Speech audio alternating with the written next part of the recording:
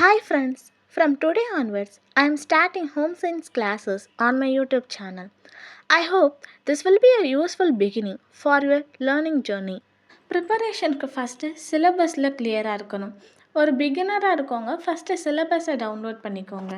Syllabus download பண்ண பிறகு அப்படியே ஒரு ஓவர்வியூ மாதிரி பாருங்கள். என்னென்ன டாபிக்ஸ் இருக்குது. ஸோ ஒவ்வொரு டாபிக்ஸ்க்கு கீழே என்னென்னலாம் நம்ம ப்ரிப்பேர் பண்ணணும் அதெல்லாம் பார்த்தோன்னா நம்ம வந்து எந்த டாப்பிக்கில் ஸ்ட்ராங்காக இருக்கோம், எந்த டாப்பிக்கில் வீக்காக இருக்கோங்கிறத நம்மளால் ஐடென்டிஃபை பண்ண முடியும்.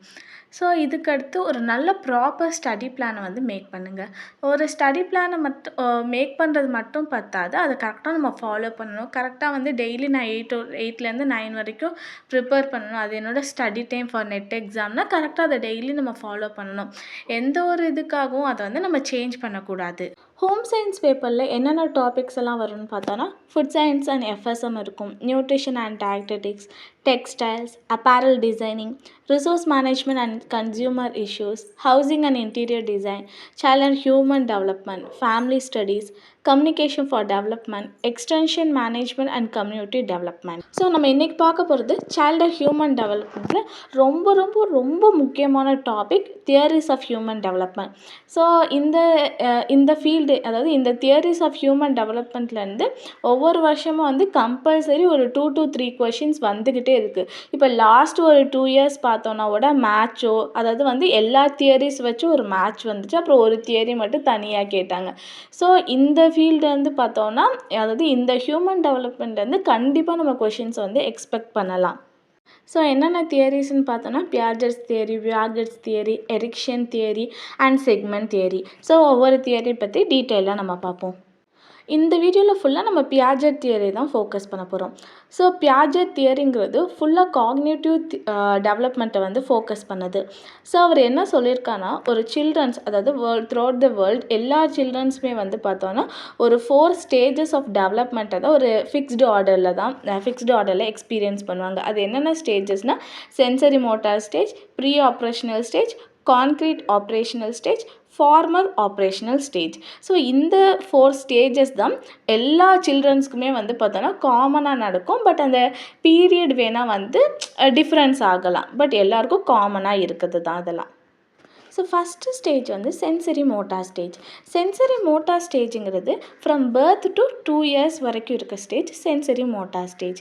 இந்த ஸ்டேஜில் சில்ட்ரன்ஸ் எல்லாருமே வந்து அந்த வேர்ல்டை வந்து சென்சஸ் அண்ட் ஆக்ஷன்ஸ் மூலியமாக வந்து லேர்ன் பண்ணிக்குவாங்க.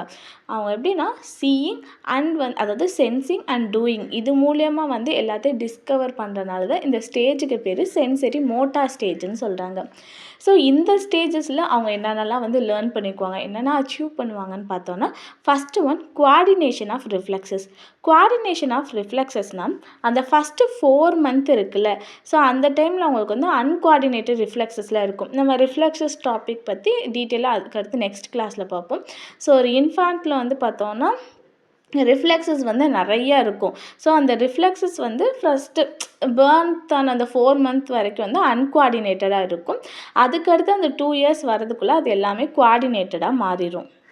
Second one object causality. காஷலிட்டினா ஒன்றும் இல்லை, நான் பண்ணுற ஒரு ஈவெண்ட்டோ இல்லை ஒரு ஆக்ஷன் வந்து இன்னொரு ஆக்ஷனுக்கு கான்ட்ரிபியூட் பண்ணுச்சுன்னா அதை தான் காஷலிட்டின்னு சொல்கிறாங்க.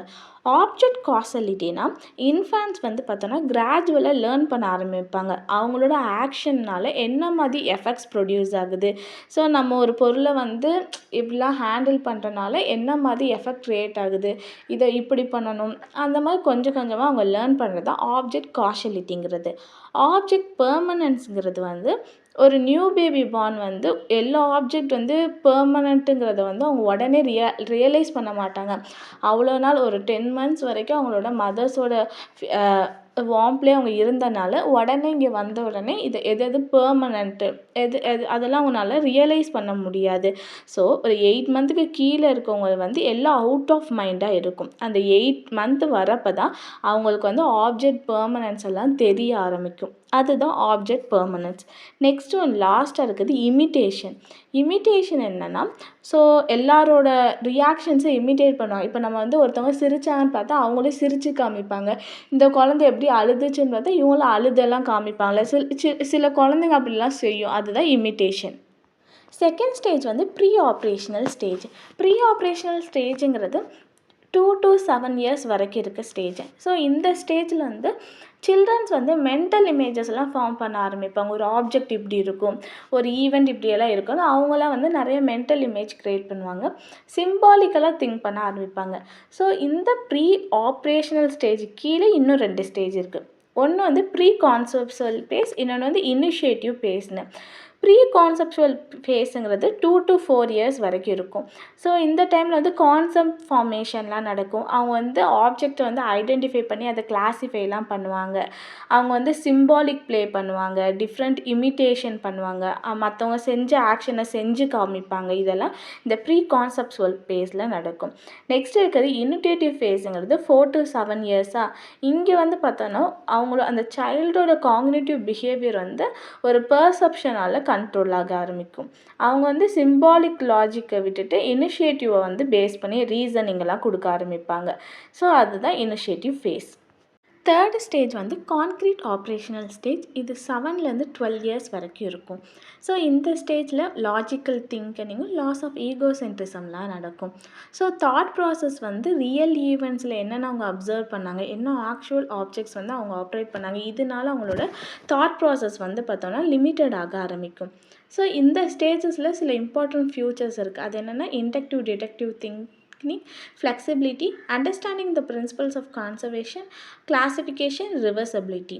ஸோ இண்டக்டிவ் அண்ட் டிடக்டிவ் ரீசனிங்னா அவங்க வந்து ஒரு செட் ஆஃப் இன்டர்ரிலேட்டட் பிரின்சிபல்ஸை வச்சு திங்க் பண்ண ஆரம்பிப்பாங்க. அவங்களுக்கு இருக்க நாலேஜை விட்டுட்டு அந்த பிரின்சிபல்ஸை வச்சு திங்க் பண்ணுவாங்க. என்ன மாதிரி இண்டக்டிவ் அப்ரோச் பண்ணலாம், டிடக்டிவ் அப்ரோச் பண்ணலாம், அது வந்து ரீசனிங் அந்த ஃபீல்டில் யோசிப்பாங்க. ஃப்ளெக்சிபிலிட்டி இன் திங்கிங் இருக்கும். இதில் என்னென்னா ஆல்ரெடி இந்த ஸ்டேஜில் லாஸ் ஆஃப் ஈகோசென்ட்ரிசம் நடக்கும்னு சொன்னேன்னா, ஸோ அதனால அடுத்தவங்களோட வியூ பாயிண்ட்ஸ் என்னங்கிறத அவங்க அப்சர்வ் பண்ணி அதை வந்து கரெக்டாக ஃபாலோ பண்ண ஆரம்பிப்பாங்க. And then third one understanding the principles of conservation. இதில் என்னென்னா ஒரு ஆப்ஜெக்டோட குவாலிட்டி குவான்டிட்டி ரெண்டையும் வந்து பார்த்தோன்னா அவங்க திங்க் பண்ண ஆரம்பிப்பாங்க. ஸோ இது மூலயமா வந்து எப்படி ரிசோர்ஸஸ் எல்லாம் எஃபிஷியண்ட்டாக யூஸ் பண்ணணும் அதெல்லாம் வந்து லேர்ன் பண்ணிக்குவாங்க. Fourth one classification. இதில் என்னென்னா ஆப்ஜெக்ட்ஸ் எல்லாம் வந்து கிளாஸிஃபை பண்ணுவாங்க. ஒரு பேஸ்ட் ஆன் ஏதாவது பேட்டர்னோ இல்லை கலரோ இல்லாட்டி அதோட அரேஞ்ச்மெண்ட் இதை பொறுத்து கிளாஸிஃபை பண்ணிவிட்டு அதோட ரிலேஷனல் டேர்ம்ஸ் எல்லாம் வந்து அண்டர்ஸ்டாண்ட் பண்ணுறதுக்கு வந்து அண்டர்ஸ்டாண்ட் பண்ண ட்ரை பண்ணுவாங்க. அதுதான் கிளாஸிஃபிகேஷன் ஸ்டேஜில் வரும். லாஸ்ட்டாக இருக்கிறது ரிவர்சபிலிட்டி.